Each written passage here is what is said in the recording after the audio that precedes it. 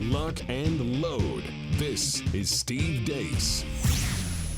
The Steve Deace Show. And greetings. Happy Friday. Thanks for tuning in here today, live and on demand here on BlazeTV, radio and podcast. I am Steve Deace. Todd Erzin and Aaron McIntyre are here with me as well. Our good friend Shannon Joy from New York State will be joining us here momentarily as we get set to kick off the Deace Group in un momento. 888-900-3393 is the number. 888-900-3393. Steve at stevedeace.com is how you can email the program. Try liking us, and we emphasize try. Liking us on Facebook. You can also follow us on Twitter at Steve Deace Show. And if you're looking for samples of this program that you can share with others, go to youtube.com/Steve Deace. And the last name is spelled D-E-A-C-E. Speaking of that Facebook page, Twitter account, and that email address, we'll be getting to some of the responses and feedback you've given us next hour of the show with the Feedback Friday to close things out. But before we get there, it is time to take a look back at the week that was. It is time for the Deace Group.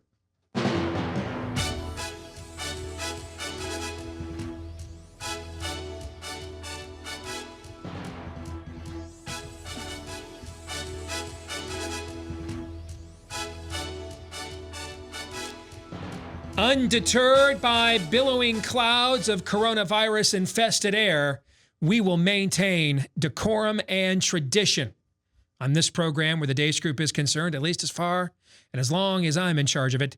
Therefore, we begin with a tradition unlike any other. Issue 1, bleep, Democrats say.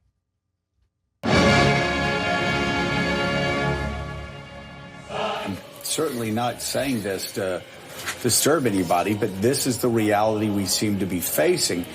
If healthcare professionals don't have the safety supplies they need, then our healthcare professionals go down, and then suddenly an overtaxed emergency room, an overtaxed hospital, an overtaxed healthcare system collapses. But it's a virus, I get it, I respect it, but at the same time, even if everybody gets it, yeah, people are gonna die.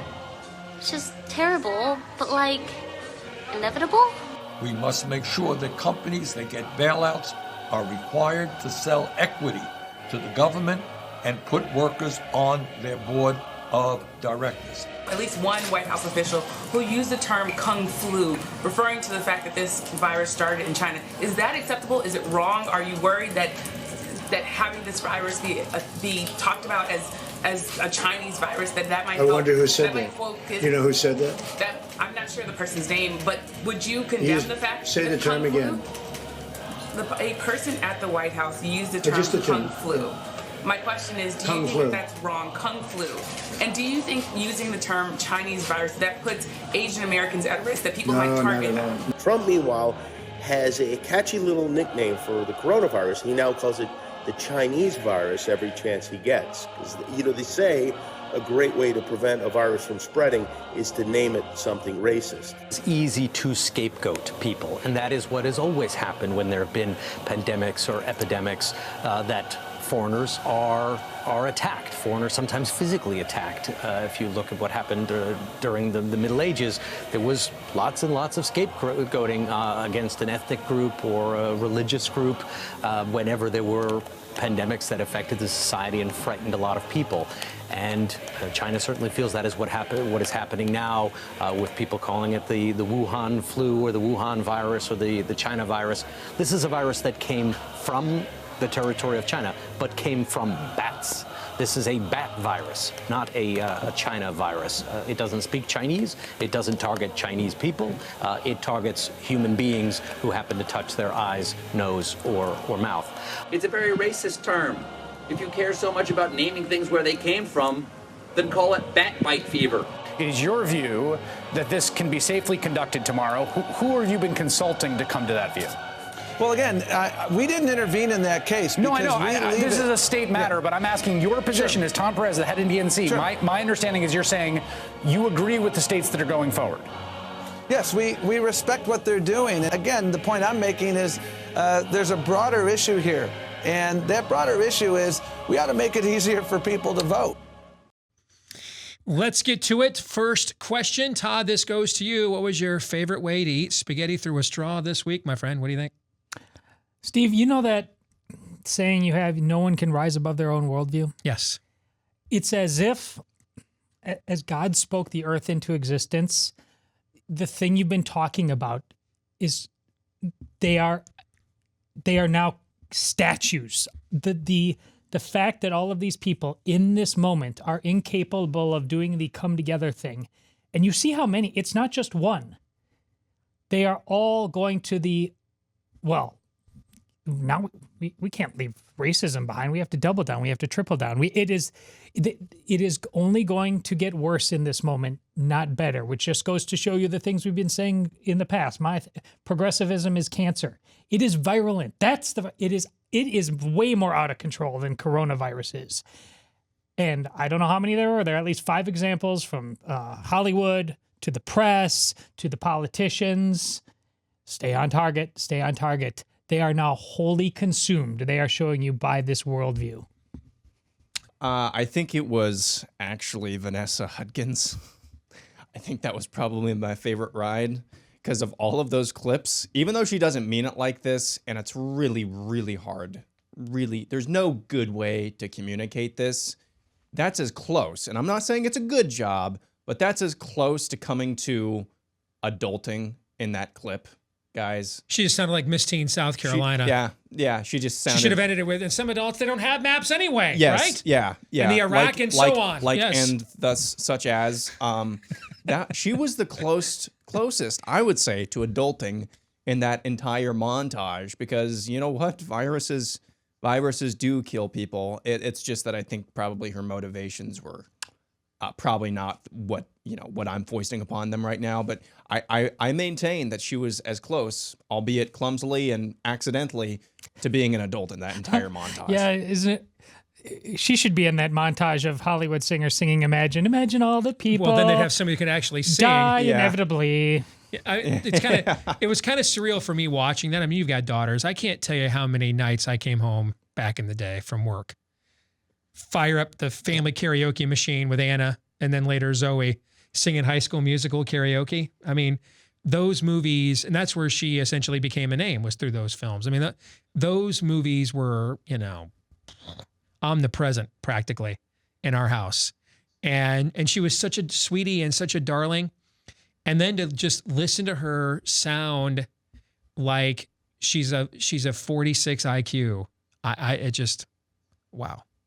Shannon, what's your favorite? I have to go with the collective rhetoric from Democrats regarding Trump calling it the Chinese virus, right? So they're crying crocodile tears over potential racism and Chinese people feeling bad or being triggered by that term. Meanwhile, the vicious and horrific and frankly dehumanizing rhetoric that the same people will use to describe anti-vaxxers, which is happening right now in my state. I was on a Twitter feed with a pretty popular radio host, and I had people saying that because I was questioning mass vaccination and forced vaccination, that I should be put in jail, that I should be taken off the air. And right here in New York State, people in organizations who believe in bodily autonomy, informed consent, and parental rights are terrified of a bill that we think is going to be passed in the midst of all of this, which is called A99. And I call it the concentration camp bill because it empowers Andrew Cuomo through executive orders to collect up groups of individuals or individuals without due process, without them having committed a crime, and remove them from their homes or where they live and place them into state detention indefinitely. They mentioned 90 days, but it's vague as to when people can ever get out. They do not have right to counsel. They do not have right to contact friends or family. In the text of the bill, those two rights are only given if feasible, I believe was the wording that they used. And so this legislation is ready to go. They drafted it a year ago. Everyone wondered why. And so when you talk about, really going after a group of people, it's not based on your ethnicity. It looks like it's going to be based on whether or not you believe you have a right to control what happens to your own body. Let's get to the exit question. I'm not even sure how to follow up with that, so I won't even try. Exit question, on a scale of 1 to 10, with 1 being Mitt Romney's lame, profoundly religious claim, and 10 being Lindsey Graham's preference for illegal aliens over Americans, which is, I think we all understand, a deep, abiding conviction of Mr. Grahamnesty. Rate this week's level of infection. What do you think, Aaron? This week, I think, you know what? I think the race, everything is racism thing. I mean, that was basically the montage. So it's got to be around a 7.5, because usually it's just the fly by night. That's racist. That's right. No. In unison. Chinese coronavirus, Wuhan coronavirus, that's racist. So that's impressive. It is the fact. I just have, for the most part, refused to take part in this conversation because I just think we've got a few other big picture things to worry about. But the fact that this continues to be an issue and that it is the press that wants to continue to, finally some, Trump is the devil guy. I don't know who it was on MSNBC tweeted out begging the media to stop asking him this because he wants Trump to lose. He said, hey, do you understand that all you guys are doing is giving him campaign commercials? He loves the fact you want to keep asking about this. You look dumb. You're helping him. Stop. Todd. That's why it's a 9. Shannon, what's your answer this week? Everything's a 10 for me this week. So with what's going on here in New York, I mean, everything's a 10. That's why I wasn't sure how to follow up what you said before, because you went right to 10. I right. And I hadn't even warmed up yet, and I kind of, I told Skip, I think she's got plenty in the tank. You don't need to call me out of the bullpen right now. I'm just going to go sit back in the dugout. So I didn't really know what to say. I just told Skip I'm going to sit back down, let the Haas here. He's got a few innings in him. He's ready to go. Let's go to issue 2. Render unto Caesar. With the specter of the Wuhan coronavirus facing virtually every facet of Americans' lives, churches have had to face some tough decisions. Many have obeyed government recommendations to limit gatherings to no more than a set number. At least one pastor, however, is bucking that trend. Bishop Paul Morton of the Full Gospel Baptist Church Fellowship in Atlanta has been encouraging churches to remain open. He sent out a series of tweets this week, one of which said, quote, no matter how bad things get in shutting down a city in a crisis, at least 2 entities have to remain open, hospitals and police departments, but God's church must be on that list. The spiritual hospital, the spiritual police department.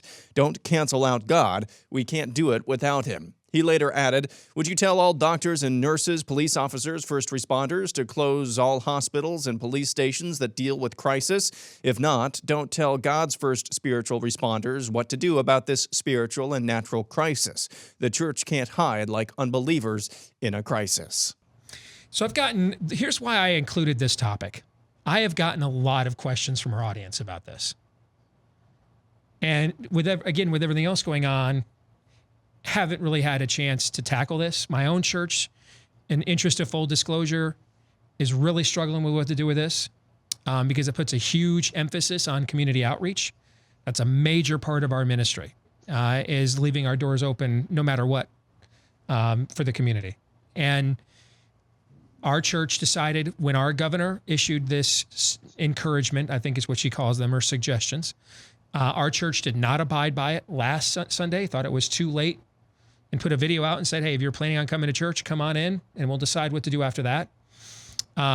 Has decided this week to do it digitally over Facebook Live, but on a week-to-week basis is kind of deciding what to do and what to think about it, because, as you know, and our pastor has come to me with some information on it and what to do about it, because he doesn't trust any of the media at all. And he would kind of like a take beyond, what most people see as Orange Man Bad, Cheeto Jesus Saves media. So, and I've gotten a lot of emails asking about this. So let's discuss it. First question goes to you, Mr. Erzin. Is Bishop Morton a bold minister of the gospel, or is he in violation of Romans 13, which says to respect the civil authority? And the civil authority says, hey, you could be putting people at risk with a communicable, respiratory delivered contagion. What do you think? It really depends. the level of ministry, no church currently, and the way things look with this particular pandemic in America, should be shutting its doors completely. The level of ministry that it conducts is a 24/7 operation. Any church worth its salt. It's not simply Sunday at appointed time. So even if you're deciding to not have services where groups of 10 or more or 50 or more, whatever the number, that's part of the problem too, are going to go on. The doors should be open to various level of ministries. They must be open. In that sense, he's absolutely right. I mean, here I stand, I can do no other. I mean, the book of Acts needs to come alive right now more than ever before. And there's a lot of Catholics right now who are confused. Well, the Mass is said to all the angels and saints as well right now, which means the Mass is continuing to be said by loyal and faithful priests everywhere to a audience of no one, even if they're not broadcasting it. It's being said, and thus there is, there's an opportunity, particularly during Lent, to simply pour yourself into that, head first into that sacrifice, instead of various levels of neuroses. So you've got me going stream of consciousness on that. Listen. Well, I think all of these dilemmas are stream of consciousness because we have entered the cultural Mutara nebula.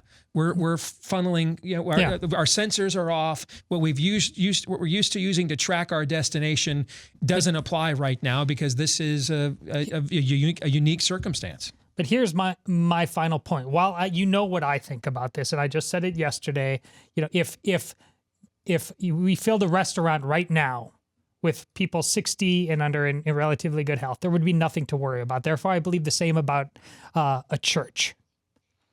But this is where, Steve, you talked about, do we eat meat sacrificed to idols or not? Mm-hmm. This is a time for us as Christians to heed that advice. People are freaked out, and irrationally so, and we should ask all the right questions.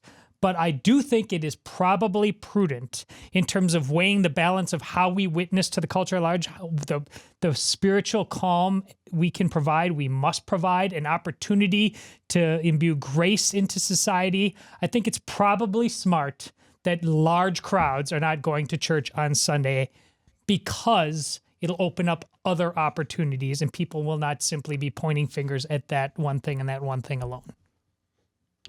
Okay. So, Aaron, the whole debate about Romans 13, just to reset that, Paul says to give honor to those whom honor are due, right? And so it's not a universal edict just to do whatever the state says. And we've had this conversation how many times over the years? Correct. Chances are we'll have to have it umpteen more because of the era in which we live. But if Paul believed that, then Nero would have had no reason to behead him. There were things Nero commanded that Paul refused to comply with, right? So the question comes down to really what Paul is really saying there is the civil authority acting as the godly authority it is called to be. When it is, obey what they have to say. All right. When it's a gray area, probably obey what they have to say. But when they're clearly outside of the realm of godly authority, you are not to obey what they have to say, and you are to obey God instead of man. Which of those three realms do you think the civil authority is in right now when it comes to telling the church to stay home during COVID-19, at least based on what we know right now? Right now, I would say it's firmly in the third realm, to be completely honest. And that was my gut to go into this, going into this question, is that I think he's more along the lines of a bold minister than anything. But we won't know that for sure unless we knew a pastor like that's motivations.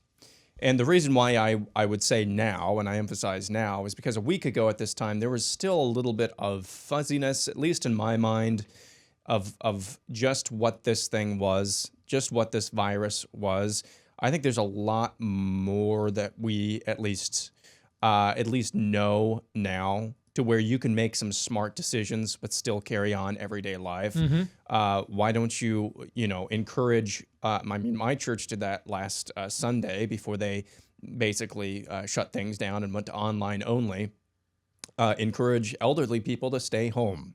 why can't smart measures be put in place like that, to where if you are most at risk, then you need to stay home? But the draconian, increasingly draconian measures that are being put in place, I just fear, especially with the state of the church the way it is right now, to where when it comes to a day when they say you must stay home from church on Transgender Story Hour Pride Day because you don't agree with this, and it's a public health emergency because you're going to hurt people's feelings by going to church, they're going to twist something some way. I'm throwing out a hyperbolic example. It's going to be easier, a lot easier, if you just go along with all of these orders if you don't think them through first. So I would have said last week even probably a gray area. This week, not so much in my mind. I think your two answers are really insightful, and you're on the opposite side. So Todd is concerned essentially about what I hear you saying, Todd, is you are concerned about inciting the culture against the church at this moment, like letting the church be set up as Nero gets to blame us for the fire he started, right? The government didn't protect us from this in the first place with all of its damn open borders and unfettered immigration, right? And then at the end, if they can't contain it as fast, and when people start to turn on them because they want their way of life back, they're going to look for a scapegoat. Why don't they say, hey, everybody obey this except those crazy Christians who kept getting together at mega churches. Right. You're concerned about that, and right? I'm willing to give that, 2 to 3 weeks for sure. I think that's an insightful take. I think Aaron's concerned about the precedent this sets going forward. I mean, would anybody be shocked if a year from now Governor Newsom in California decided that getting together at John MacArthur's church was a public health risk because he's preaching out of Romans 1? You know what I'm saying? Oh, I do. And so I think both of you have very insightful views of this, because again, man, we are trying to navigate something. We're just other eras of Christendom face these dilemmas all of the time. As Americans, Christians, we've never really faced stuff like that. So Shannon, what do you think now? You're going to get to be the deciding vote here.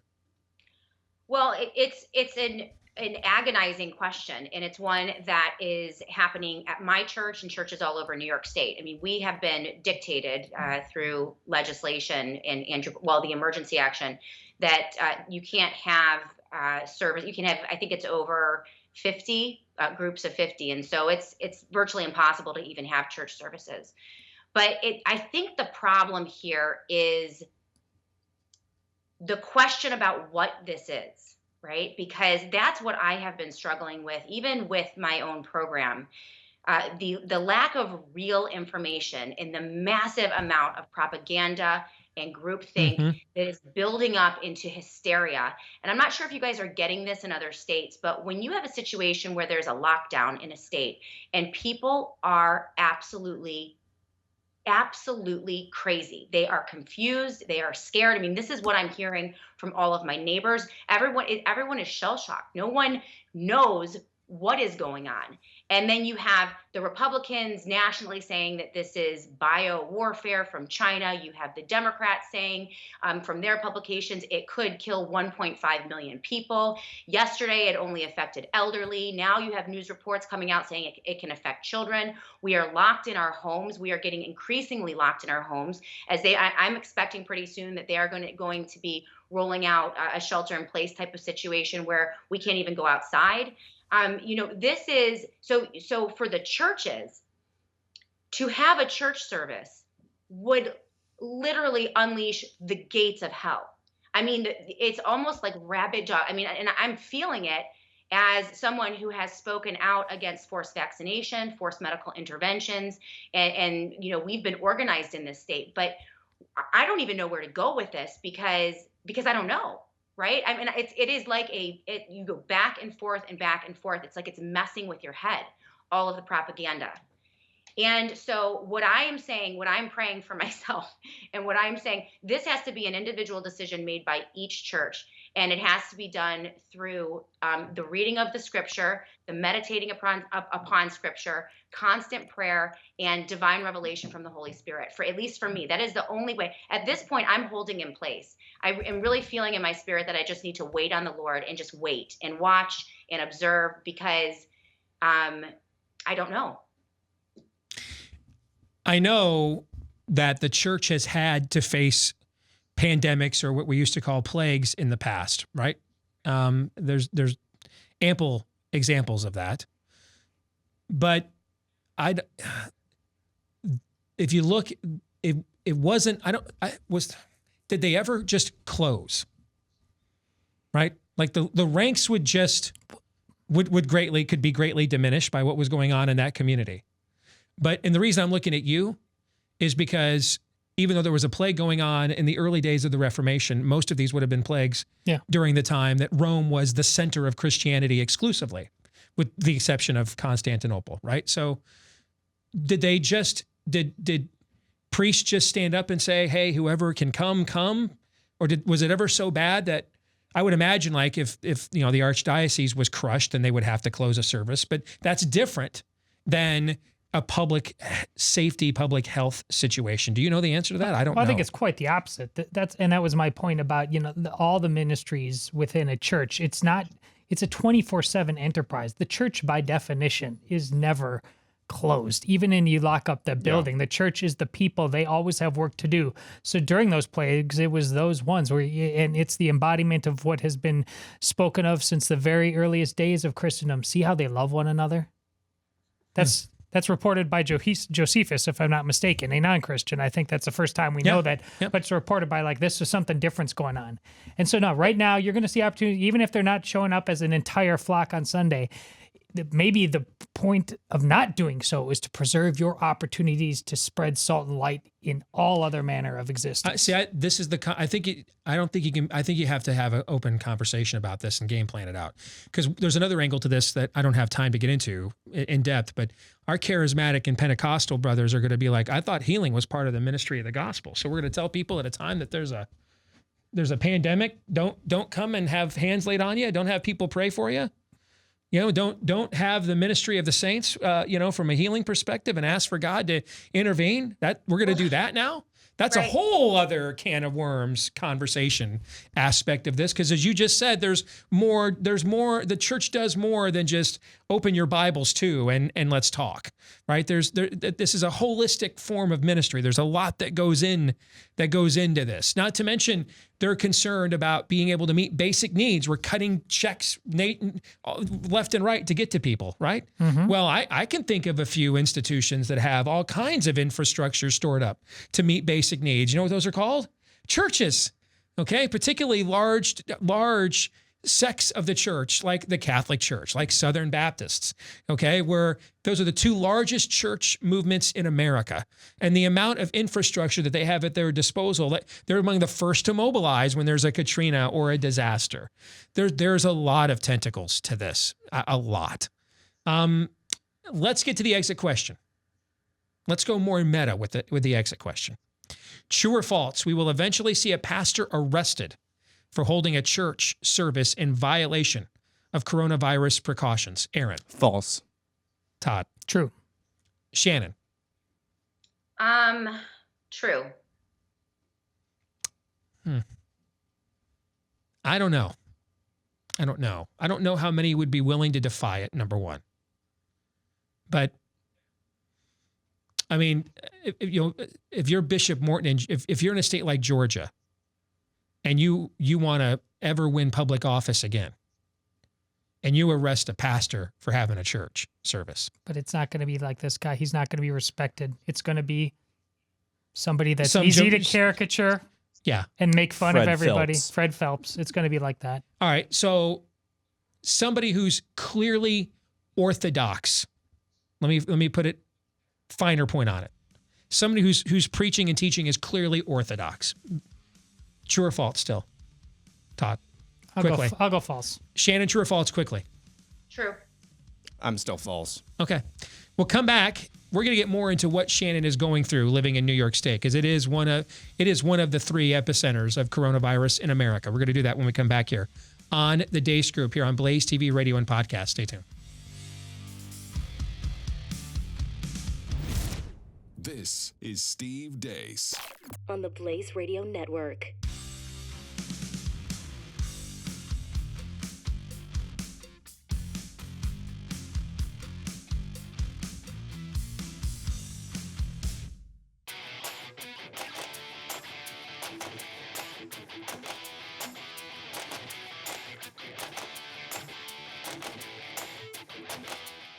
so that the world may know. This is Steve Deace. All right, let's get back here to the Deace Group Roundtable, our weekly look at the week that was. Steve Deace here alongside Aaron McIntyre, Todd Erzin, and New York talk show host Shannon Joy. He's going to take center stage here with this third topic because we're going to get to issue 3, life in government protection. New York State has been one of the ground zeros for the spread of the coronavirus in the United States. Governor Andrew Cuomo plans to sign an executive order directing all non-essential businesses to implement work-from-home policies with exemptions to shipping, media, warehousing, and groceries with their supply chains. Retail shopping malls and entertainment venues are to be closed. All schools in the state are now closed until April 1st. Bars and restaurants are now closed with the exception of takeout. All local governments are to reduce their workforce by at least 50%. In New York City, Mayor Bill de Blasio has closed all bars, restaurants, and entertainment venues. No gatherings of more than 50 people are allowed, and a long list of guidelines have been suggested for businesses on how to handle the outbreak. So far in New York State, over 3,000 cases of the Wuhan coronavirus have been confirmed, with over 20 deaths.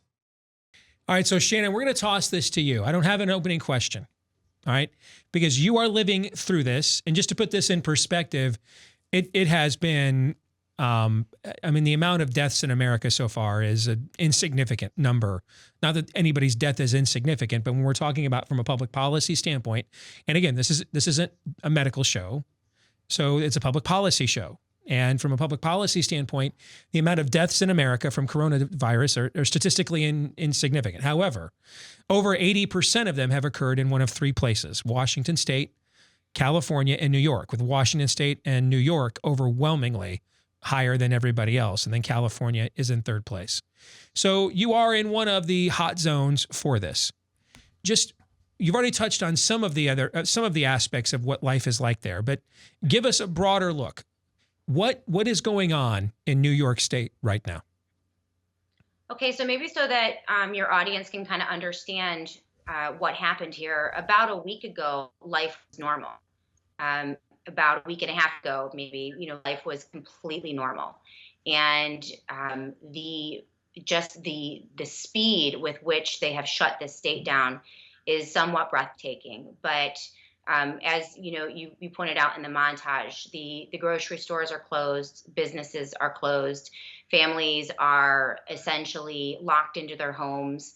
I don't know how they're doing this in the city. I mean, I live in a suburb, a village, and in New York State, and we can at least, people are walking around, they're walking their dogs, they're in their front yards. We're still allowing the kids to play, but no play dates inside any of the houses. We're getting an onslaught of emails from teachers and, administrators and work. Like, everyone is at home, and it's just like this massive, cyber shift where everyone is emailing, trying to kind of get work done. Businesses are already collapsing. There's no way. They're talking about this persisting through July, 45 days till we know whether or not, the death toll or the scope of the epidemic is declining. And by that time, it's going to devastate the economy. Everyone is on, edge here. Businesses have gone out of business. They're passing an enormous amount of legislation at the state level. In a variety of areas, they're doing special supplemental nutrition programs. They're doing emergency food assistance. They're going to be, issuing unemployment. It's a disaster. It's like you cannot even keep up with what they're going to do next, and when the next shoe is going to drop. And so it's just at least for me, it still feels like we're just shell shocked. And I'm afraid. I have this feeling, and I'm wondering if this is going to expand to other states. Like, if you guys are going to be at this point in 2 weeks or 3 weeks, if this is going to lead to a martial law, like a literal shutdown of the entire country. And I guess what I want people to understand is that what's happening here is not right. But the hysteria is at such a level that people are terrified. It's a bizarre situation to live in, and all of it based on on questionable models, questionable science, but it's almost as if none of that matters. It's just the hysteria sets in. And so I'm just, like I said, I'm waiting on the Lord and trying to kind of wade through this day by day, but it's difficult. I mean, even the media companies are shut down. Everyone, even, on the radio stations and the television stations are working from home, except for essential personnel, which would include, I would be that. I'm on air staff, but I can work from home. But the essential staff that's staying, they have FEMA cards. So they had to be issued FEMA cards. So, I mean, I don't know where this is going, but when everything is dark and everyone is isolated, I know that is when really bad things can happen. And so it's just scary. Gentlemen, you have any reaction to what we just heard from Shannon? Not so much to the specifics, but to Shannon, how none of that is remotely hyperbolic. That is unvarnished truth right there. Because Shannon, to her great credit, has been consistent as long as she's been on this show about her level of disdain for the game, the actors in it. And she could have, and all of us, there's a level of theater into covering the nonsense we cover on a regular basis. And we have fun. But you can sense in Shannon that at ground zero there, that this is... there's a great unmooring taking place. This is not a time for trifles. I sympathize greatly with her because we talk on and off there all the time, the four of us, about what's going on in this world, what the breaking point is going to be, who's capable of withstanding it and airing the truth. So my prayers are with you, Shannon. Stay strong and preach the truth wherever you can. Aaron? Yeah, I think this is an example from what we heard from Shannon of having your eyes wide open and choosing prudence than panic. And in Shannon's situation, where she's a broadcaster in New York, she's sensing there on the ground a great, as Todd called it, a great unmooring. And so instead of whipping that up more into a panic, or the need that she's feeling right now is to try to comfort people and just keep the eyes wide open, and that's her audience, I should say, and that's that's a good thing for where they are at right now, I would say.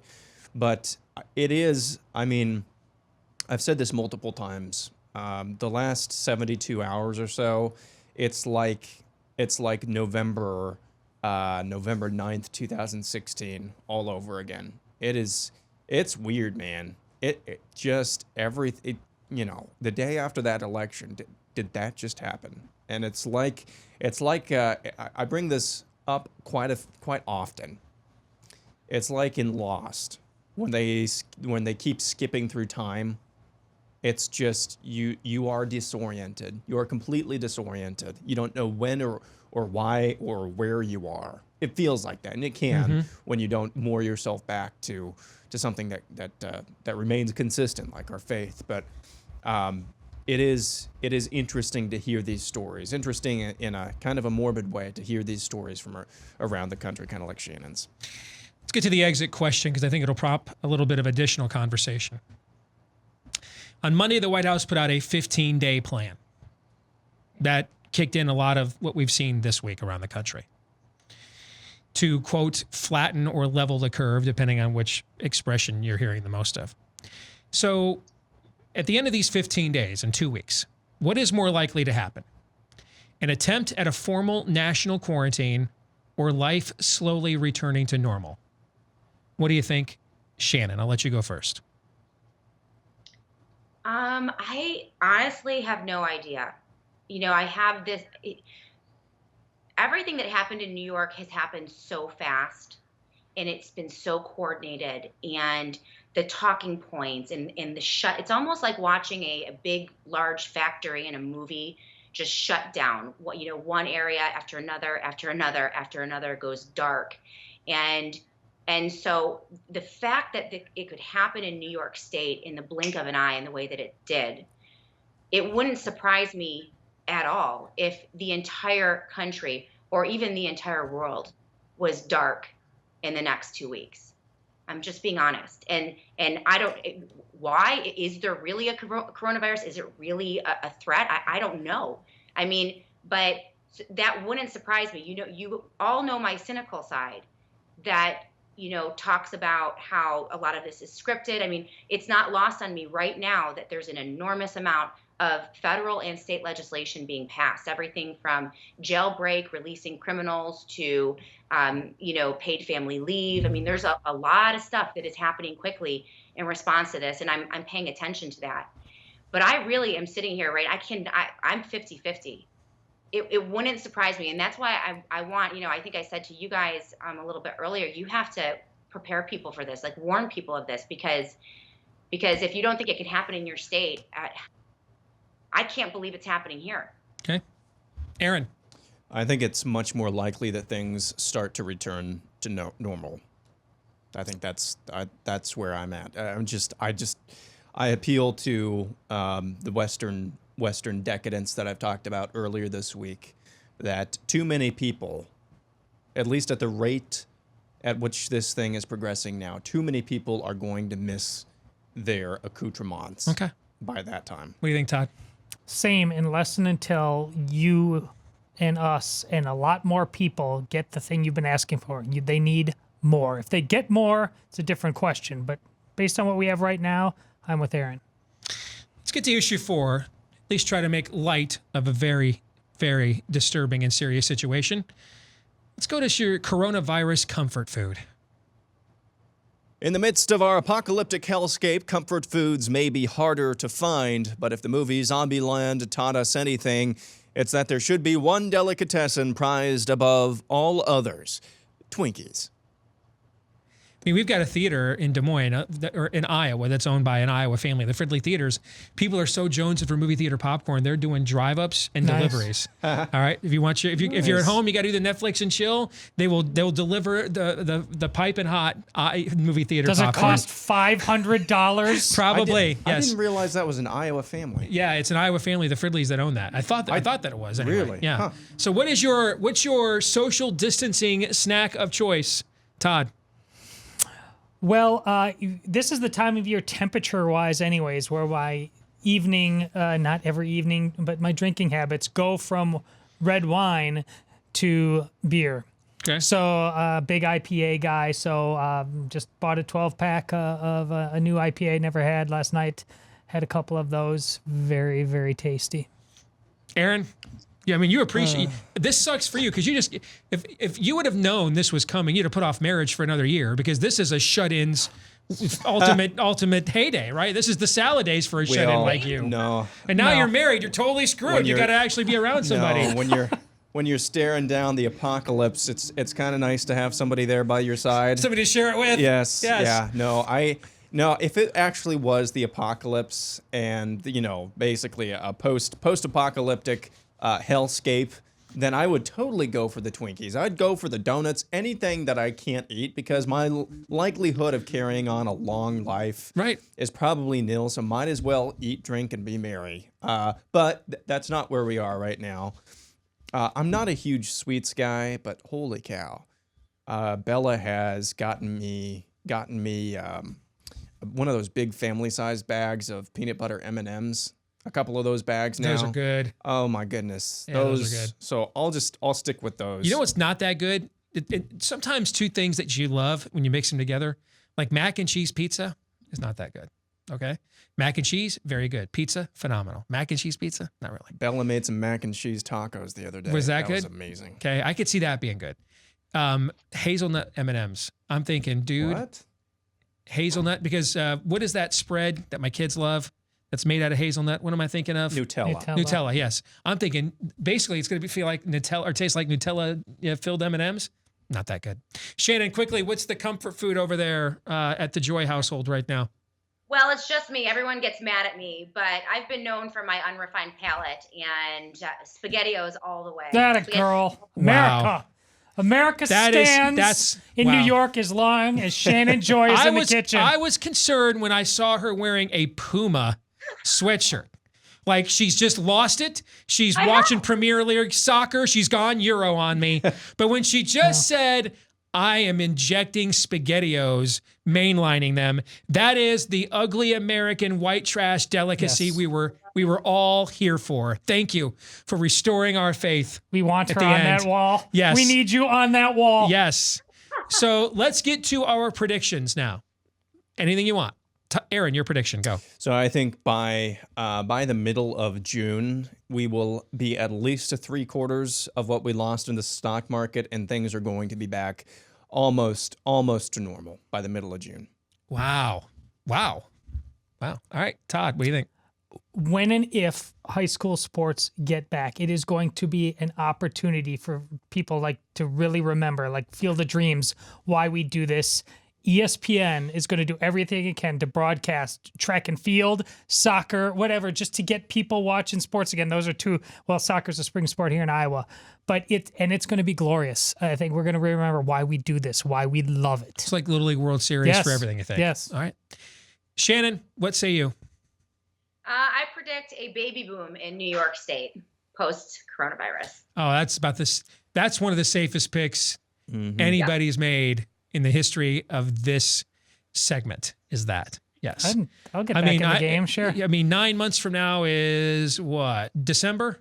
Yep. Right. Boy, I mean, December OBGYN and pediatric units and prenatal units are going to be losing their damn minds. That's what I predict. What the devil meant for evil, God used for good. Amen. Right? Amen. There you go. I'm going to predict that the 2020 Major League Baseball season decides to begin Memorial Day weekend, given the significance of what that holiday means anyway. And there's a lot of symbolism where that is concerned. I'm going to predict that that's when the 2020 Major League Baseball season begins, is Memorial Day weekend. Shannon, please keep us up to date on what is going on there in New York State, and we will do our best to shine the light on it and have you guys' back, all right? Good to see you. All right, thanks so much. All right, don't wear a Puma sweatshirt next time. It scared me. Well, I got the sweatshirt memo. You guys always wear sweatshirts on Friday. You can wear a sweatshirt, just have it be, well, there really aren't any American brands. All right, so go ahead and stick with the Puma then. You're right. Okay. They're as American as any of the rest of them are. All right, we're going to come back and do a little Feedback Friday right here on Blaze TV, radio, and podcast. We're going to let you have the final word when we come back for our final hour in a moment.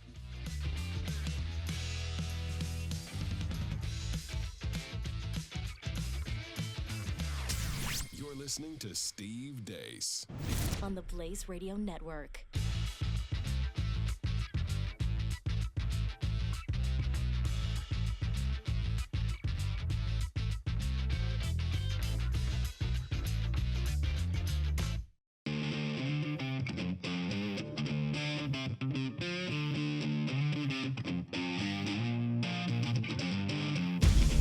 Lock and load. This is Steve Deace. The Steve Deace Show. And we are back with Hour 2, live and on demand here on Blaze TV, radio, and podcast. I am Steve Deace. Happy Friday to all of you. 888-900-3393 is the number. 888-900-3393. Steve at stevedeace.com. That's how you can email the program. You can also like us on Facebook. Follow us on Twitter at Steve Deace Show. And the last name is Deace. If you are listening to us today via the podcast, thank you. But please consider leaving us a 5-star review. We're probably going to need as many of those as we can get, given the trajectory this show is on. We're likely to be comprehensively shadow banned at this point. But don't worry, it's okay. Because the same Google running all of this and Apple running all of this, you're supposed to be giving them your medical records now to save you. So that sounds great.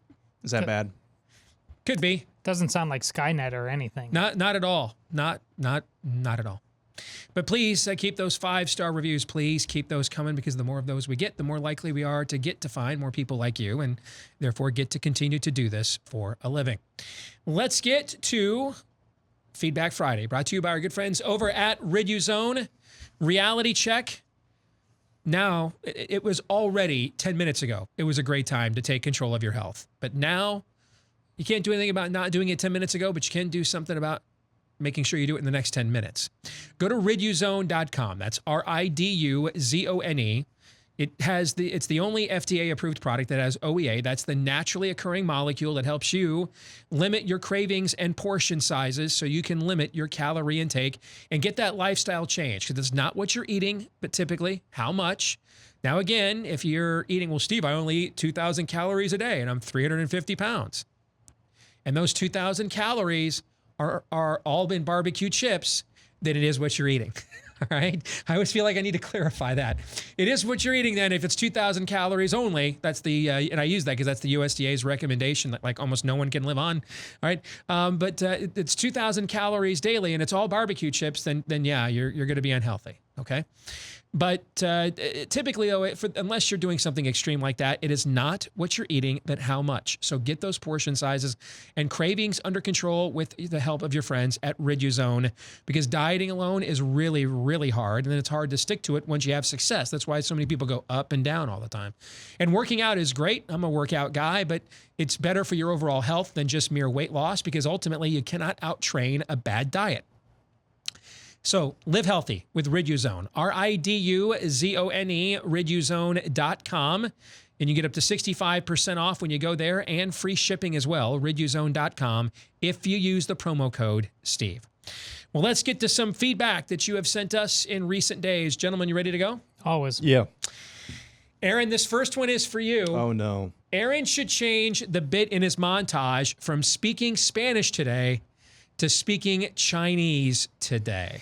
I think we did that one time. Maybe time to make that permanent. What do you think, Todd? I think it's actually a great idea. Yeah.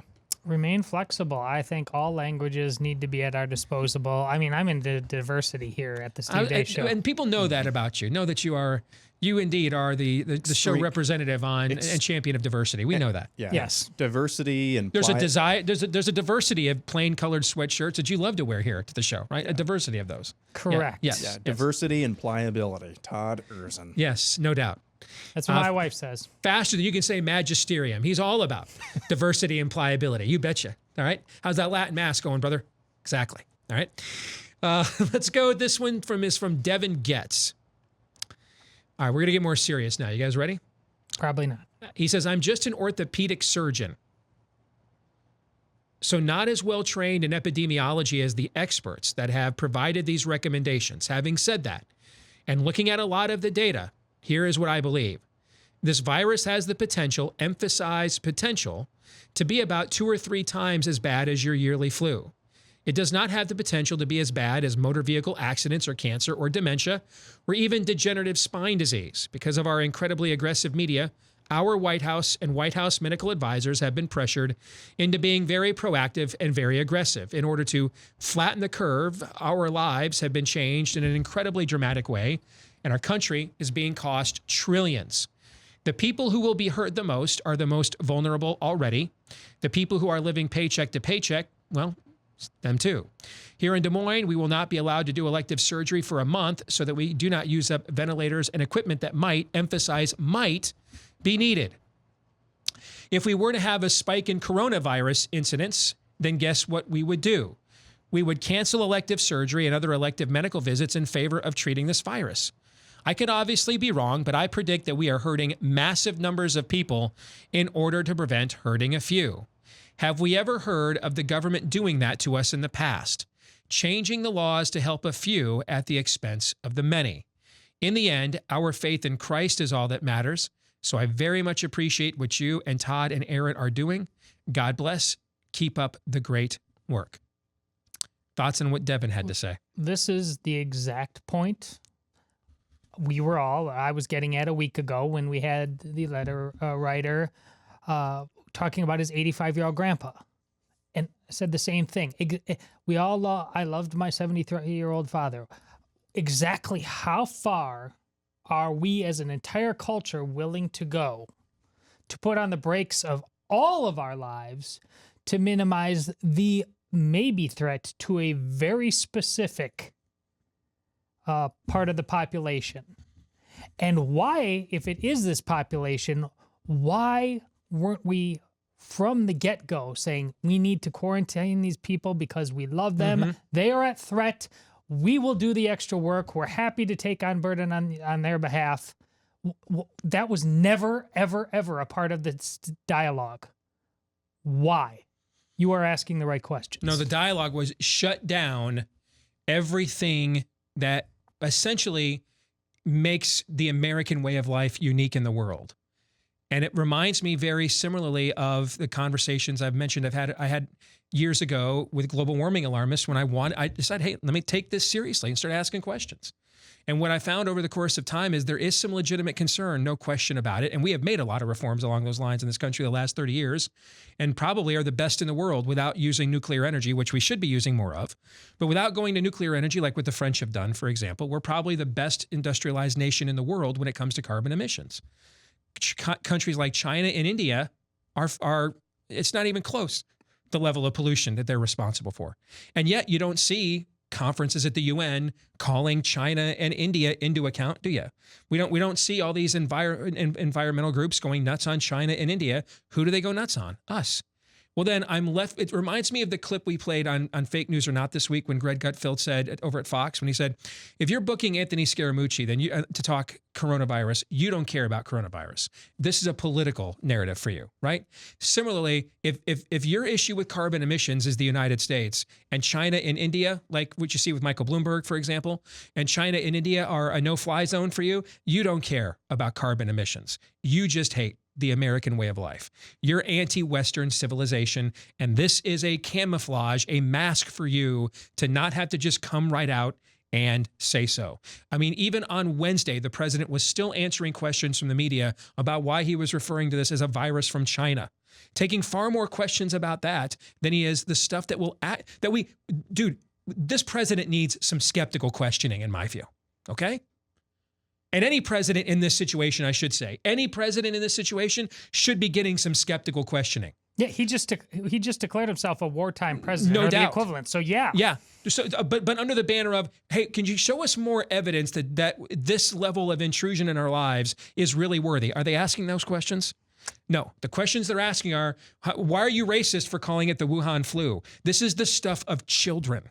In fact, it's beneath the dignity of children. Children ultimately will force you to be honest with them when you ask them to make great sacrifices. We're not even doing that. We're not even doing that. Yeah, the character was not suddenly going to change in a crisis. Now we're seeing the character of the press that has been fleshed out for how long now? And you're really going to find out how magical and not broken journalism truly is. Yeah, and I really appreciate the emailers' comment that this has the potential. Operative word there is potential to be however many factors times worse than the seasonal flu. Well, every cold, every flu, every strain, depending on the conditions and where it is located, it has the potential to be worse each year. That's what viruses do. They mutate, and it's almost laughable. And that's another story about trying to wait 18 months for a vaccine. That's what we're being told for a vaccine when most people will probably get it by then. And by the time the vaccine is done, the virus will have mutated 1 or 2 times to something else as well. And so that doesn't add up. So the potential itself, let's give it the worst case scenario. If the potential for this is 2 or 3 times worse than the seasonal flu, why don't we do this for the most impacted age groups every year for the seasonal flu? Why don't we do that? Right. There's no good answer to that question whatsoever. No, there aren't. But these are the kinds of questions that should be getting asked, as opposed to why do you persist in calling it the Chinese flu? But here's the reality: is a lot of your corporations and media that your media entities belong to, the Chinese have huge shares, stakes, investments in those companies, and so that's why. That's why. I wish there was another reason why. That's why. I mean, on Wednesday afternoon, the president finally said they're going to turn away asylum requests at the border. So you mean similar to what we said about Mike DeWine defying the courts? You mean we could have done this a year ago? Why? 10 years ago? Then what? Why did we let all of that human trafficking, all those opioids? Why did we let all the drug cartels? Then why did we do that? Again, there aren't any good answers to this. There aren't. But we need to get to them. There's a lot at stake here. Sean writes, I am deeply troubled by the limitations that are being announced to limit normal free behavior, the sports restrictions and non-such. What I also find disturbing is just how meekly people seem to be accepting all these limitations and the reactions that have ensued. I understand some of the thought processes behind it, mostly through some sort of twisted good intentions. However, it is troubling that so many of our freedoms are being so freely surrendered in the name of a slightly more deadly version of a cold. I am very disturbed by the precedents that are being set in all of this insanity. Please continue to pursue this. It needs to be pushed out there loudly. Thank you, Sean. And that's exactly why we are doing what we are doing. And I'm reminded of something that I think we talked about this privately off the air, but didn't bring it up on the air at the time. So I'm going to go ahead and bring it up anyway. And a friend of mine, who is actually was Daniel Horowitz said this to me. Hope you won't mind me telling you that. And as I'm guessing most of you that watch this show know, I mean, Daniel and I are good buds, and Daniel is Jewish. And he was talking about the rise of alt-right anti-Semitism among, a young group of right-wing males. And he said this to me. He said, the number one thing, just beyond, we've always put up with Jew hatred. Jews have always had to face that forever. He said, just beyond the normal, there's always Jew hatred in any culture. It's just a matter of what form it takes, right? What form of anti-Semitism does it take? But beyond that, he said, I think the conservative movement, he said, and the Republican Party have helped fester the growth of this. Because he goes, I go and see what some of these guys say and write, and he goes, I actually agree. As a Jew, I agree with some of it.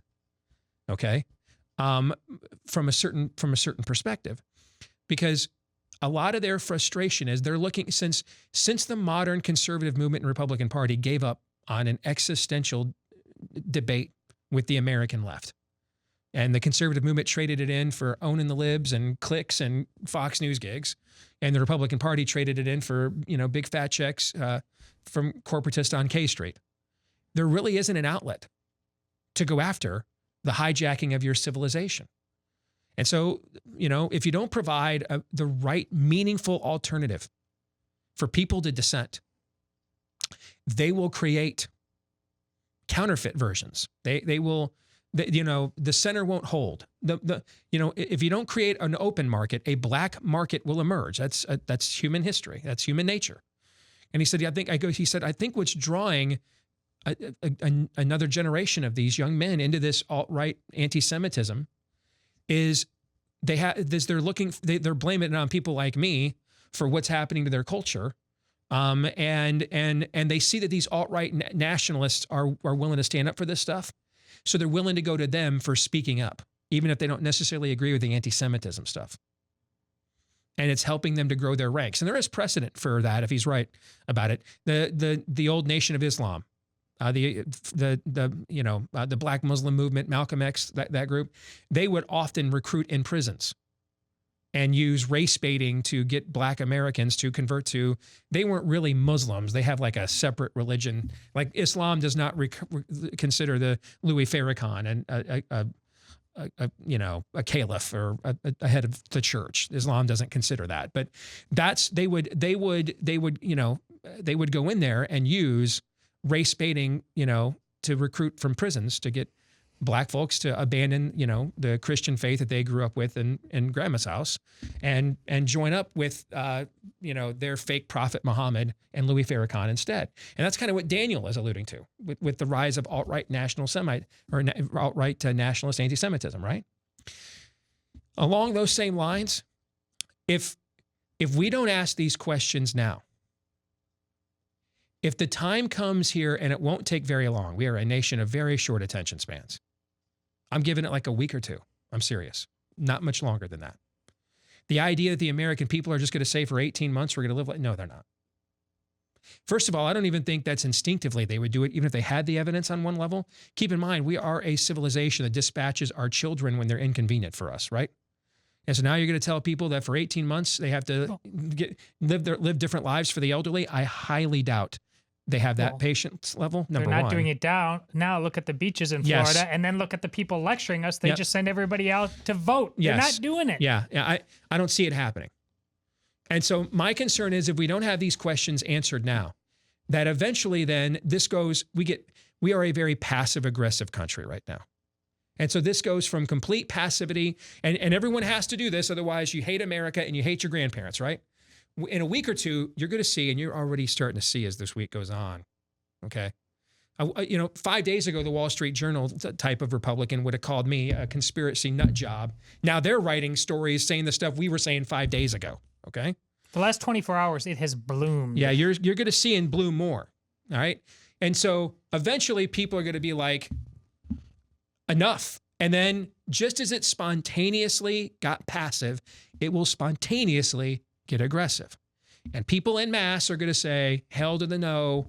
And especially like right now around a lot of the northern states and a lot of the Pacific Northwest and the East and the Atlantic Seaboard, it's 45 degrees. It's your typical late March ugly, right? What about end of April when it's 75 degrees and they tell you can't take your kids to the park?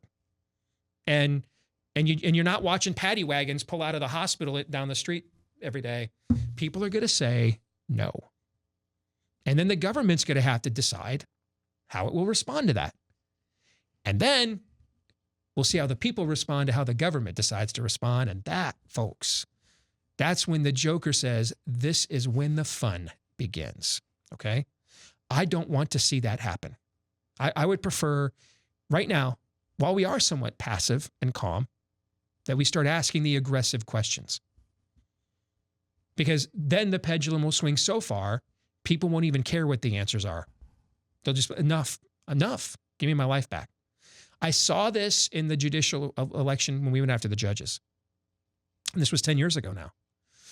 When we first started that campaign, I mean, I would get long probing questions on my show. Me and Bob Vanderplots would go out and speak, and people would ask these questions and they'd be very skeptical. It didn't sound right. By the time we got to the end of the campaign, people, I remember the last campaign stop I did.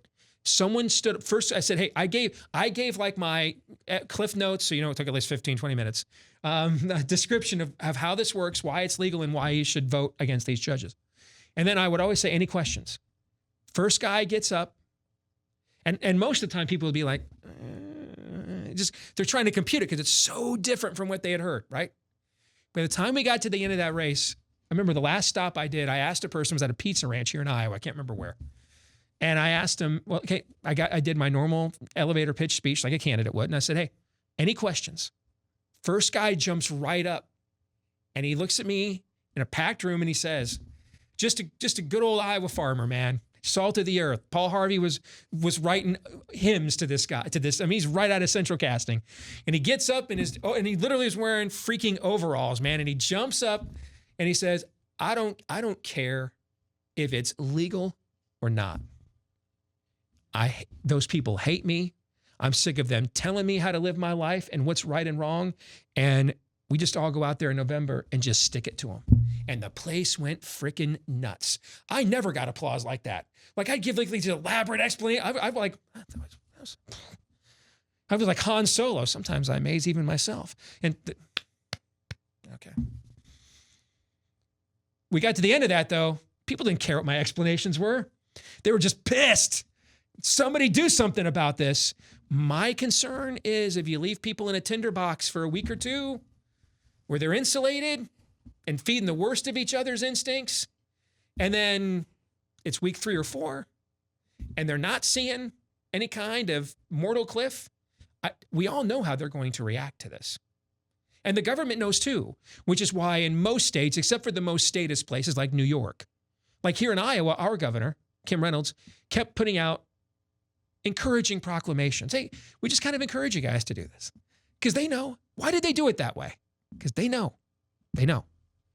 Put people through a few weeks of this.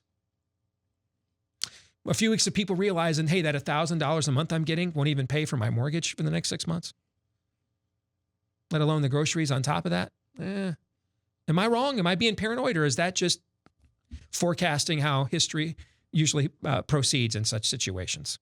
Oh, you're dead on.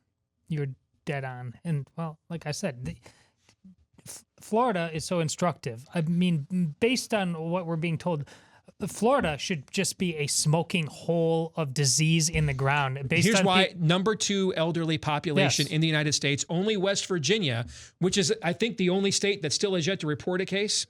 Has that changed now? As of earlier this week, I know they had one. West Virginia's number 1, Florida's number 2. Those are the 2 oldest populations in the United States. Nobody put the brakes on spring break. Those beaches were absolutely full. They did not stop the election down there. I mean, based on the deer in headlights fear that everybody has, if that place in 2 to 3 weeks is not a smoking hole in the ground, everybody's going to say, like, why am I canceling my entire life? And why don't we live in Florida? Yeah. Here's what I've been thinking as well. I think it's kind of a melding of these things. I'm hinging more on the decadence though of our culture. It's kind of like if you're a kid at Chuck E. Cheese's. Is that the way you say it? Chuck E. Cheese? Yeah. Chuck E. Cheese's? Yeah. If you're a kid at Chuck E. Cheese's, you are having yourself a ball. You're just going to town and you are playing every game. It's your birthday. You're playing every game when you want to, whenever you want to. You're doing whatever you want to. But the people in charge say, little Timmy, you can get back to doing whatever you want and just going to town as much as you want and enjoying the largesse and blessings that it is to be here in this beautiful facility. But you got to stay in line for just about, I don't know, let's say for an hour. Or else you're not going to get to enjoy this at all ever again. And little Timmy stands in line, and for, the first 5 minutes, you know what? This is okay. Mm-hmm. This is all right. But then the authority comes back and says, okay, if you don't stay in line, you're going to die. And a lot of other people are going to die. And little Timmy's waiting there, surrounded by all this decadence again. And little Timmy doesn't start to see people dropping dead. He doesn't see it dropping dead. And by about maybe the 15-minute mark, he says, you know what? This is BS. I'm just going to live. You know what? Yeah. The virus can get me if it wants to. We are addicted to our decadence. That's what's going to turn the tide of public sentiment on this. You know what? I want to get back to partying. I want to get back to making money. If my job is still there, that's what's going to turn that tide, I think, more than anything. Skylar Wolf writes, I know you've mentioned the number affected in Italy relative to the entire population. What would be more interesting and relevant, I think, would be to look at the number of cases requiring hospitalization according to the baseline number of available hospital beds. I have no idea what those numbers are, but as a physician, it seems like that is what most are worried about here. Apparently, the rate of serious cases requiring hospitalization has thankfully dropped significantly in the recent past, from above 12% to 6% last I saw. My guess is this is not due to better handling of the cases or fewer serious cases, but greater numbers of mild cases diagnosed for reasons that we now understand. That's actually, I shouldn't say actually, like I'm surprised Skylar Wolf is smart. First of all, has anybody named Skylar Wolf been like the kid in class with the tape on his glasses that you beat up after school? No. Skylar Wolf is either the quarterback of the football team or that kid in school you hated because he was good at everything while he was nice to you at the same time. But I repeat myself, right? That's what the name Skylar Wolf says. Like Skylar Wolf isn't picking his nose in the 10th grade and eating his boogers. You know what I'm saying? That don't you think? Yeah. Isn't that because that's like an ultimate cool kid's name, Skylar Wolf. It seems like he's like fighting crime at night in some sort of comic book superhero. That's what Skylar Wolf sounds like. Like what's his? Hey, where's he keeping his nights? Yeah, exactly. What's the name of his alter ego? Well, to answer your question, Skylar, about 6 days ago, Italy's Department of Health told the New York Times that approximately 10% of the cases in Italy required hospitalization. All right. That was a week ago. As of yesterday, as of Tuesday, I'm a couple days behind here.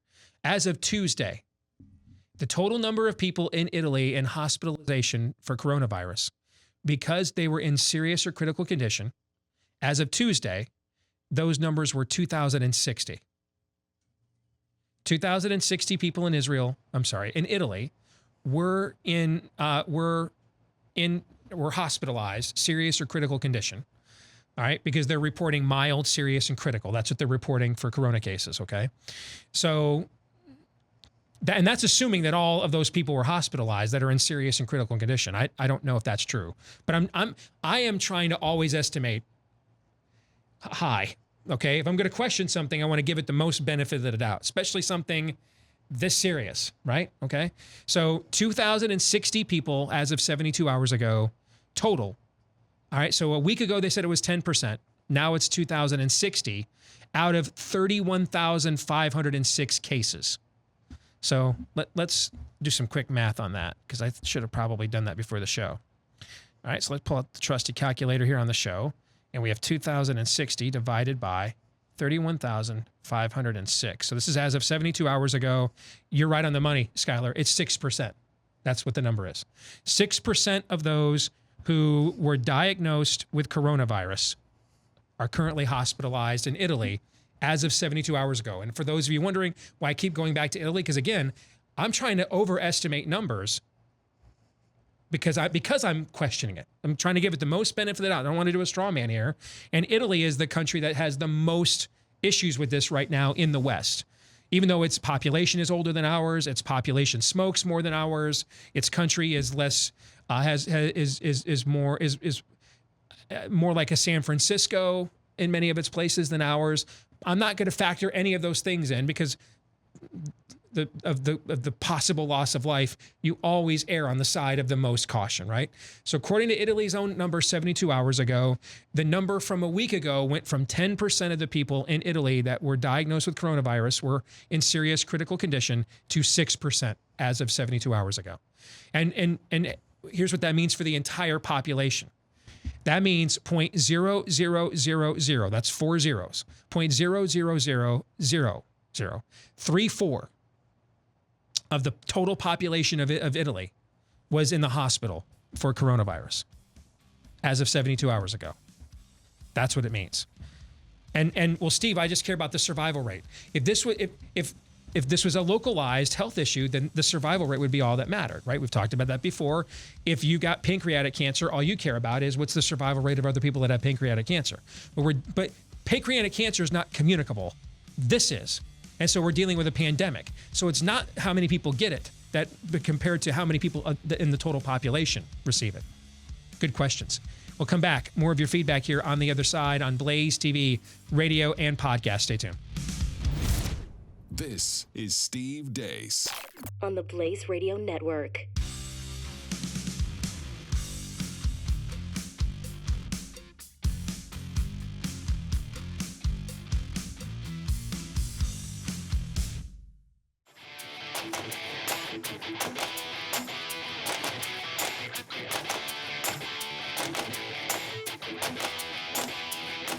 Following the truth, no matter where it leads. The Steve Deace Show. All right, back here to wrap it up, our final segment on a Friday. More Feedback Friday here on Blaze TV, radio, and podcast. And just a little word to the wise. We are, we're taking this day by day. We come in here on Monday and we had a cliff situation in several America cities over the weekend. I would imagine at least some of our opinions that we're going to express on the show Monday might have a different tone or temperament to them than they do right now. And this is why we have continually said throughout this process of critical thinking to absolutely take the precautions seriously. You're already at home. You've got, but the worst thing they can do is you're cleaner and your home is cleaner than it usually is. But there's nothing. The part of me that has a little Danny Tanner in him sees absolutely nothing wrong with that, America. All right. So nothing wrong with that. And take those precautions seriously. Keep up with your, with your healthy lifestyle, your vitamin C, your vitamin D. Keep doing all of that. Keep doing all of that. Worst case scenario, you just were made, this whole thing just made you really health conscious and taking seriously, the body that God gave you. And there's nothing wrong with that. So I wanted to remind the audience of that. And then secondly, just as throughout the course of this week, we've been reacting to new information that has come to light that we've discovered or researched, we'll continue to do that no matter which way the information goes. I'm not here to cast a particular narrative. I'm here to find out if one is being cast upon us. Does that make sense? Totally. That's what I'm trying to find out. All right.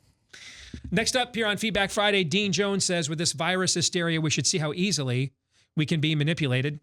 I don't think the rise of an antichrist would be all that difficult to sell with pagans and some of the people that fill our churches every Sunday. You had mentioned the next time they will go further to control us. They are already doing this. First, the number of people we could meet with was 250. Then it was 100. Now it's 10.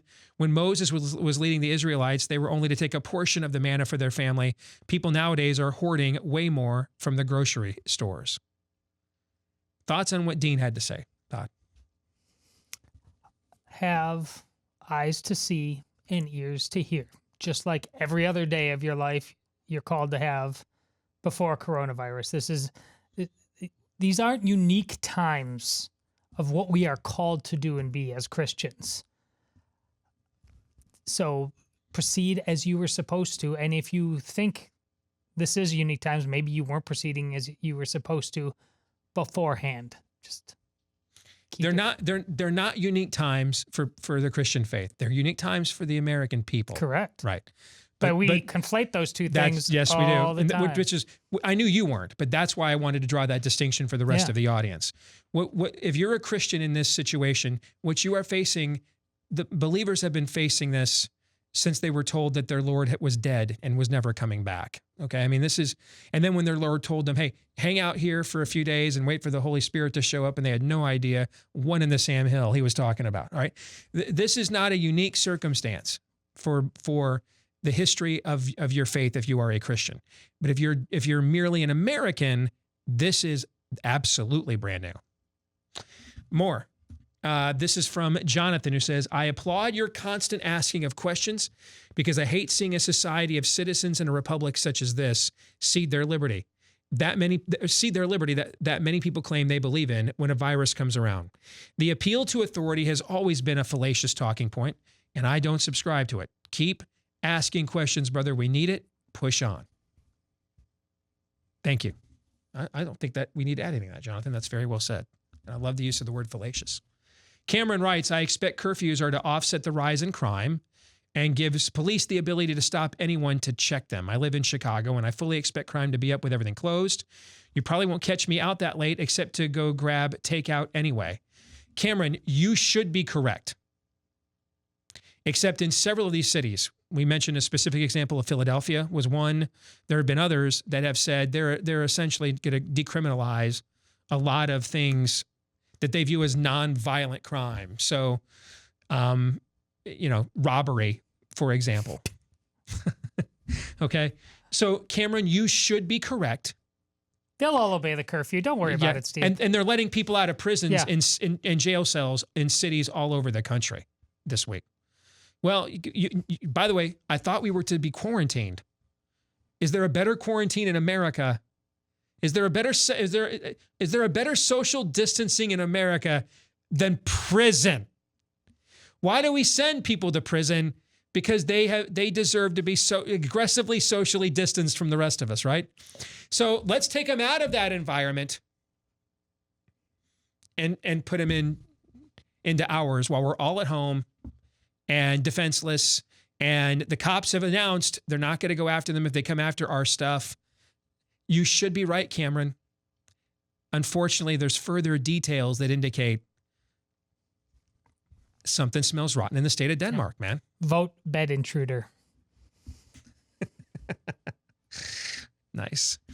Marshall Cade says, first, let me state that I have not bought into any of the hysteria simply because the media has little, if any, credibility with me. Secondly, the hysteria is showing people that most other folks in the country are all too willing to give over their sovereignty in the name of public safety. Thirdly, I'm mystified by churches being so willing to close doors for Sunday services, as well as all activities simply because the government recommends doing so. Where is the wisdom in giving Caesar all sovereignty simply out of fear? There are fewer than 200,000 cases worldwide. That was at the time of when he wrote this. I don't know what the number is today. I haven't looked yet. And yet this country, we're saying that you can't have more than gatherings of 10. We are allowing control, convenience, comfort, and safety to run our lives. We are right now. But I don't think that will last very long. I don't. And for some of us, it'll be principle and virtue. And for others of us, it'll be the most basic carnal instincts that Aaron just described. But that will come together in a cauldron and people will say, I want my life back. Stop it. And we will see. I think the next few days will be, as we get over the weekend, the first few days of next week, we were already talking, Todd, that you can see some of this pendulum has been swinging already as this week has gone on. If things remain about where they are at, then I think you're going to see the pendulum swing way back the other way. Well, the fear is being set aside, and there's just enough dots to start connecting. And earlier in the week, when Daniel said, the $1,000. How far does that? I'd love to have $1,000 for whatever reason. I could do any number of things with it, but I could make it go really fast, really fast. Mm-hmm. Yet it's going to do that with everybody. It's just going to cost so much money, and it's going to cost. And we've normally taken out a loan from the very country now that is responsible for doing this to us. People are just starting to realize the level of unsustainability on multiple levels that for the first 48 hours, understandably, even amongst adults, I mean, all our heads have been swirling. Steve, you admitted earlier in the week about what this, the way this is consuming us in terms of problem solving. I mean, even you, a multitasker. I mean, this is a drip, drip, drip. 9/11 was different. As terrible and awful as it was, the number of variables were far more focused. They were huge and gravitational. Here, which part of America? We got going pretty back to regular life pretty fast and on purpose because we could, but we wanted to make a point. Now it's the opposite. Like Agreed. All of regular life has drip, drip, drip being put aside. And you can't imagine how we couldn't have imagined the day before that I was going to tell my wife, just like you did, I'm just reading the tea leaves here. I'm going to go out and get some groceries a little ahead of time because I'm just not going to be waiting in line for 10 hours. Mm-hmm. And every day we've had new realizations of the level of crazy. That's different. But now we've been living in that soup for long enough. People are starting to connect the dots and realizing even if this thing is bad biologically, the way we're handling it right now is unsustainable no matter what. Yeah, I mean, that's well said. I think that should be... It's so well said, I wasn't sure where to go from here, so I'm glad you stepped in. Thank you. I mean, that should be the main lesson. How fragile really are we on multiple levels? Very, on our apparently. institutions, our psyches, and that's probably the most disheartening thing about all of this. Todd, earlier this week, posted a GIF on Twitter about hooking into the Matrix. We're doing that voluntarily. Oh yeah, somewhere. Well, yes, that cliff over there looks good, and the lemming ahead of me is just walking right up to it. Or we're sheep. I mean, sheep. We've brought up that multiple times. It is disheartening. To say the least, but it's not surprising because history has shown us that this is usually the rule more than the exception for humanity. Let's go on. This is from Courtney, who says, I'm a registered nurse in the New Orleans area. I, like you, am concerned about all the liberties we are losing. I don't understand the hysteria based on the data, and I'm afraid that when this is all over, we won't be able to regain some of those freedoms we have willingly given over. Our mayor in New Orleans is banning the sale of firearms. Why is that something that is relevant to the virus? How is banning the sale of guns going to help keep people healthy? During Katrina, our government sent police door to door to confiscate guns. I'm not confident that we won't see that again. I pray people stay vigilant and don't let the government overstep. However, I'm afraid that we are nearing a point of no return. We are nearing that. We are. The difference between this and Katrina is the cataclysm of that disaster was evident. And that is a case now where survival is a priority over your freedom and liberty. Because if you're not alive, then, you know, it doesn't really matter how much freedom and liberty you have if you're dead, right? Mm-hmm. Okay. That's why we've used this phrase several times throughout the course of this week, is the juice worth the squeeze? And the phrase we introduced earlier this week, which is, where does the science end and when does the worldview bias begin? Where does the expertise end and when does the panic propaganda begin? We need to know that answer. Now, I go back to what I said a few days ago to Courtney and everybody else. If we, over the next few days, if we experience what they warned us about, it's going to make several of the points we just talked about less relevant than they were at the time we talked about them, right? Yes. Yeah. I mean, you may not like your daughter's boyfriend and think he's really bad for her and she should never marry him. But if she falls down a well and she can't get out of that herself, and you're the only thing standing between her and dying in that well, as you're crawling down there to save your daughter's life, are you thinking about her, that crummy boyfriend she has right at that moment? No, it's not even relevant. It's not on your radar right now, right? So it's not that survival isn't important or a priority. I just don't believe it's ultimately preeminent, because we are, as I've said all week long, we are here on this planet to do more than survive. Now, we can't do all the things that we are called to do on this planet without surviving. So it does matter. And maybe it is preeminent, I should say, but I don't think it is exclusive. The exclusive purpose of, which is why you risk your own life to go down that well and save your daughters, right? Right. It's not the exclusive point of our reason for being, is survival. And so it's a mixture, Courtney, it's a ratio, right? And for all of us. So if we see the kind of cliff that they had warned us about, some of the points we've raised, while still valid because it does speak to what will life be like when this is over, are not nearly as valid at that particular point in time. If we don't see that, however, then the points we are raising are going to continue to be raised by others. And then other people are going to raise other points even more aggressively, that some of their creature comforts and other things that they find meaning in have been taken away. And that's when things come to a head. So I think these next few days will be very telling in terms of where this ultimately goes. You guys have any thoughts on that? No, that needs a period after it. It's absolutely true. Agreed. Okay. Paul says, maybe we'll look back in a year or two and say we overreacted, but let's just hunker down and avoid extra contact. I'm not saying don't go outside. I went golfing with my dad today, and I think it was fine. In fact, I think we need to find some ways to unplug from all of this. But let's avoid indoor confined spaces and crowds and do our best to protect one another. The economic fallout of this is going to suck, but we can't change that now. I'm always distrustful of government. I'm distrustful of their motives even sometimes. Hearing mayors say I can ban gun sales whenever I want to is unnerving. But is this really the time to fight these ideological battles? If they start violating our constitutional rights, then we talk. But for now, I think people just need to chill. We'll get to go out to eat, go to bars, go to games, go to large gatherings again soon enough. We can use this time to reflect, be intentional, reset our hectic lives, and evaluate our priorities.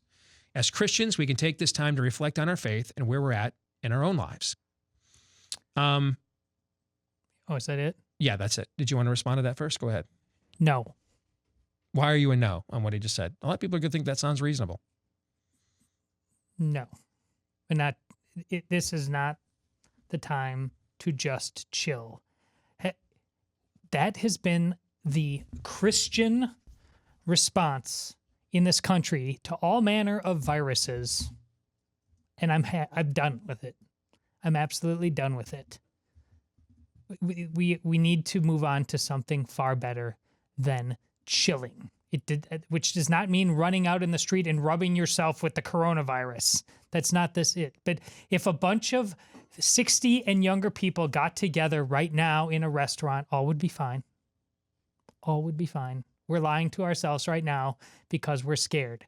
I love you, brother, fellow Christian, but do everything other than just chill. Chilling has gotten us to this place in the first place. Yeah.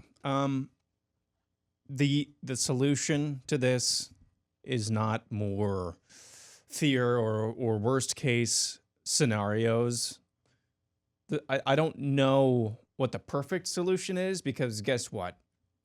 Here's the main thing I think almost everybody misses. There is nothing perfect east of Eden. And the main thing driving this is this notion that we can control that or change that or have a perfect response or that we demand perfection. Guess what? That's not going to happen. I'm going to stop there because there's no way to communicate what follows without sounding really, really bleak. And I don't want to do that with a minute left on a Friday.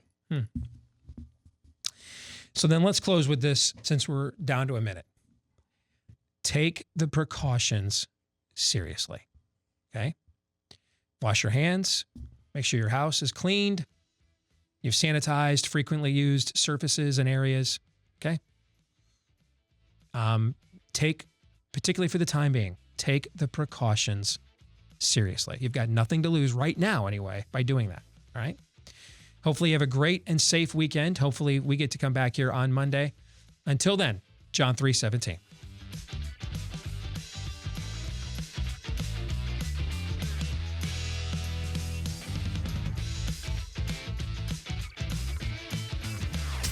You're listening to Steve Deace on the Blaze Radio Network.